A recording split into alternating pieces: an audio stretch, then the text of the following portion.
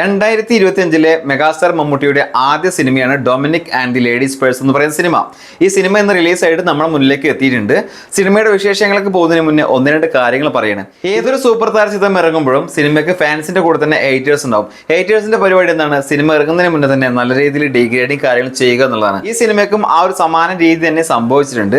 നല്ല രീതിയിൽ സോഷ്യൽ മീഡിയയിൽ 2-3 ദിവസമായിട്ട് വലിയ രീതിയിലുള്ള ഡീഗ്രേഡിങ് കാര്യങ്ങൾ നടക്കുന്നുണ്ട്. അതിലവർ പറയുന്ന പ്രധാനപ്പെട്ട കാരണങ്ങൾ മെഗാസ്റ്റാർ മമ്മൂട്ടിക്ക് ഡാൻസ് കളിക്കാൻ അറിയില്ല, അതുപോലെ തന്നെ ഇപ്പോഴത്തെ സാഹചര്യം വെച്ചിട്ട് കോമഡി പറയാൻ പറ്റില്ല, വലിയ രീതിയിലുള്ള ആക്ഷൻ ചെയ്യാൻ പറ്റില്ല, പോരാത്തതിന് ഒരു പണിയുമില്ലാത്ത ഗോകുൽ സുരേഷിനെയാണ് കൂടെ കൂട്ടിയിട്ടുള്ളത് എന്നിങ്ങനെയുള്ള പല കാര്യങ്ങളും കൂട്ടി ഇണക്കിയിട്ടാണ് ഇവർ സോഷ്യൽ മീഡിയ വഴി ഡീഗ്രേഡിങ് കാര്യങ്ങൾ ചെയ്യുന്നത്. പക്ഷേ ഞാൻ ഉറപ്പിച്ച് പറയുകയാണ്, ഈ സിനിമ വലിയ രീതിയിൽ വിജയമായി മാറും എന്നുള്ള കാര്യം തീർച്ചയാണ്.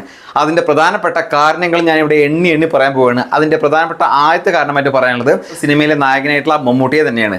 മലയാളികളെ മാത്രമല്ല ഇന്ത്യൻ സിനിമയെ തന്നെ കുറച്ച് വർഷങ്ങളായിട്ട് അല്ലെങ്കിൽ കുറച്ച് കാലങ്ങളായിട്ട് ഞെട്ടിച്ചുകൊണ്ടിരിക്കുകയാണ്. തുടരെ വലിയ വലിയ വിജയങ്ങൾ, ആരും ചെയ്യാൻ മടിക്കുന്ന കഥാപാത്രങ്ങൾ എല്ലാം കൊണ്ട് തന്നെ, അപ്പോൾ കൊമേഴ്ഷ്യൽ ആയിക്കോട്ടെ, അതുപോലെ തന്നെ ഫാമിലി ഓഡിയൻസിനെ ടാർഗറ്റ് ചെയ്തിട്ടുള്ള ആയിക്കോട്ടെ, ഏത് കാറ്റഗറിയിലാണെങ്കിലും നല്ല നല്ല സിനിമകൾ തിരഞ്ഞെടുക്കാനും അത് വിജയിപ്പിക്കാനും ഇപ്പോൾ മമ്മൂട്ടി എന്ന ബ്രാൻഡിന് കഴിയുന്നുണ്ട്. അത് തന്നെയാണ് ഈ സിനിമയ്ക്ക് വലിയ രീതിയിൽ വിജയം കൈവരിക്കാനുള്ള ഏറ്റവും വലിയ മുതൽമുടക്ക്. രണ്ടാമത്തെ കാരണമായിട്ട് ഞാൻ പറയുന്നത് സിനിമയുടെ സംവിധായകന്റെ പേര് തന്നെയാണ് ഗൗതം വാസുദേവ് മേനൻ. സൗത്ത് ഇന്ത്യയിലെ തന്നെ ഏറ്റവും വലിയ പ്രമുഖ സംവിധായകരിൽ ഒരാളാണ് ഗൗതം വാസുദേവ് മേനൻ. അതേപോലെ തന്നെ നല്ലൊരു നടനും കൂടിയാണ്. അപ്പോൾ അദ്ദേഹം ആദ്യമായി മലയാളത്തിൽ ഒരു സിനിമ സംവിധാനം ചെയ്യുമ്പോൾ ഏറെ അറ്റൻഷനും കാര്യങ്ങളും കിട്ടുന്നുണ്ട് സിനിമയ്ക്ക്. അതും നമ്മുടെ മെഗാസ്റ്റാർ മമ്മൂട്ടിയാണ് സിനിമയിൽ നായകനായിട്ട് തെരഞ്ഞെടുത്തിട്ടുള്ളത്. എനിക്ക് തോന്നുന്നു ഈ ഒരു സിനിമയുടെ സംവിധായകനായിട്ടുള്ള ഗൗതം മേനോന് ഈ ഒരു മമ്മൂട്ടിയുടെ കടുത്ത ആരാധകനും കൂടിയാണ്. അതുകൊണ്ട് തന്നെ സിനിമ നല്ല രീതിയിൽ വിജയിക്കാൻ സാധ്യതയുണ്ട്. അതായത് മമ്മൂട്ടി എന്ന താരത്തെ സ്നേഹിക്കുന്ന ഫാൻസ് ആയിട്ടുള്ള സംവിധായകരുടെ സിനിമകളൊക്കെ ഏത് ലെവൽ വരെ പോകുമെന്നുള്ളത് നമുക്ക് ചിന്തിച്ചാൽ മനസ്സിലാവും. അതുകൊണ്ട് തന്നെ സിനിമയുടെ സംവിധായകന്റെ പേരിലും സിനിമയ്ക്ക് വിജയ സാധ്യത ഏറെയാണ്. മൂന്നാമത്തെ കാരണമായിട്ട് ഞാൻ പറയാനുള്ളത് സിനിമയുടെ പ്രൊഡക്ഷൻ കമ്പനിയുടെ പേരാണ്, മമ്മൂട്ടി കമ്പനി. ഈ പേര് തന്നെ ധാരാളമാണ് സിനിമ വിജയിക്കാൻ സാധ്യത ഏറെയാണെന്ന് പറയാനും ഈ സിനിമയ്ക്ക് വിജയ സാധ്യത കൂടുതലായിട്ട് നമുക്ക് കണക്കാക്കാനും. കാര്യം പെട്ടെന്നല്ല, ഇവരുടെ അതായത് മമ്മൂട്ടി കമ്പനിയുടെ 6ാമത്തെ സിനിമയാണ് ഈ പറയുന്ന ഡൊമിനിക്.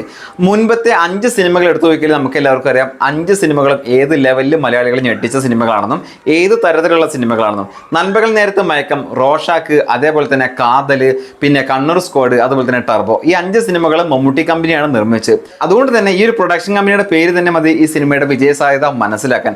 അറിയുന്നവർക്ക് അറിയാം. പിന്നെ 4ാമത്തെ കാരണമായിട്ട് ഞാൻ പറയുന്ന ഒരു പോയിന്റ്, കണ്ണൂർ സ്ക്വാഡ് എന്ന സിനിമയ്ക്ക് ശേഷം മമ്മൂട്ടി ഒരു ഇൻവെസ്റ്റിഗേഷൻ ചിത്രമായിട്ടാണ് നമ്മുടെ മുന്നിലേക്ക് എത്തുന്നത്. അതുകൊണ്ട് തന്നെ സിനിമ വിജയിക്കാൻ സാധ്യത ഈ ഒരു കാരണം കൊണ്ടും ഞാൻ കാണുന്നുണ്ട്. പിന്നെ 5ാമത്തെ കാരണമായിട്ട് പറയാനുള്ളത് ഈ ഒരു സിനിമയുടെ പോസ്റ്റർ, അതുപോലെ തന്നെ ട്രെയിലർ, പാട്ട്, അങ്ങനെയുള്ള എല്ലാ കാര്യങ്ങളും ആകാംക്ഷ നൽകുന്ന ഒരു കാര്യം തന്നെയാണ്. നല്ല രീതിയിൽ തന്നെയാണ് നമ്മുടെ മുന്നിലേക്ക് എത്തിച്ചിട്ടുള്ളത്. ഒരു വ്യത്യസ്തത സിനിമയുടെ പേരിലും പോസ്റ്ററിലും ഒക്കെ നമുക്ക് കാണാൻ പറ്റുന്നുണ്ട്. പിന്നെ മമ്മൂട്ടിയുടെ ഡാൻസും കാര്യങ്ങളും അത്യാവശ്യം നല്ല എനർജി ആയിട്ട് നല്ല രസത്തിൽ നമുക്ക് മമ്മൂട്ടിയെ കാണാൻ പറ്റുന്നുണ്ട്. ആ ഒരു സൗന്ദര്യം കണ്ടിരിക്കാൻ സാധിക്കുന്നുണ്ട്. സംഭവം ശരിയാണ്, സിനിമയ്ക്ക് വേണ്ട രീതിയിൽ ബുക്കിംഗ് കാര്യങ്ങളും ആ ദിവസം കിട്ടുന്നില്ല. പക്ഷേ സിനിമയുടെ ആദ്യ ഷോ കഴിഞ്ഞിട്ട് പോസിറ്റീവ് റിവ്യൂസ് വന്നു കഴിഞ്ഞാൽ ഈ സിനിമ വലിയ വിജയത്തിലേക്കായിരിക്കും പോകുക. അതായത് ദൃശ്യം എന്ന സിനിമ മലയാളികൾക്ക് എങ്ങനെയാണ് എത്തിയത്? ഒരു തരത്തിലുള്ള ഹൈപ്പും കാര്യങ്ങളും ഉണ്ടായിരുന്നില്ല. ഒരു ചെറിയ പേരും ഒരു പോസ്റ്ററും മാത്രമേ ഉണ്ടായിരുന്നുള്ളൂ. പക്ഷേ അത്രയും ലോ ഹൈപ്പിൽ വന്ന ആ ഒരു സിനിമ പിന്നീട് ഉണ്ടാക്കിയ ഇമ്പാക്റ്റ് എത്രത്തോളം ഉണ്ടായിരുന്നു എന്നുള്ളത് നമുക്ക് എല്ലാവർക്കും അറിയുന്നതാണ്. അതുകൊണ്ട് തന്നെ ഹൈപ്പും പ്രൊമോഷനും കാര്യങ്ങളും ഇല്ലാതെ വന്ന ഒരുപാട് സിനിമകൾ മലയാളികൾ ഞെട്ടിച്ചിട്ടുണ്ട്.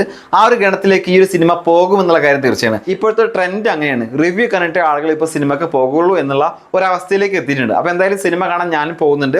ഡീഗ്രേഡിങ് ചെയ്യുന്ന ഒരാളോട് പറയാനുള്ളത്, നിങ്ങൾ ഡീഗ്രേഡ് ചെയ്തോ, നിങ്ങൾക്ക് ഇഷ്ടപ്പെടാത്ത നടൻ്റെ ഇഷ്ടപ്പെടാത്ത സിനിമകൾ വന്നു കഴിഞ്ഞാൽ നിങ്ങൾ നെഗറ്റീവ് പറഞ്ഞോ ഒരു കുഴപ്പമില്ല. പക്ഷേ സിനിമ കണ്ടിട്ട് ഇഷ്ടപ്പെട്ടില്ലെങ്കിൽ അത് സത്യസന്ധമായിട്ട് പറയാൻ കാണിക്കുന്ന ഒരു ചങ്കൂറ്റം, അത് ഒരു വേറെ തന്നെയാണ്.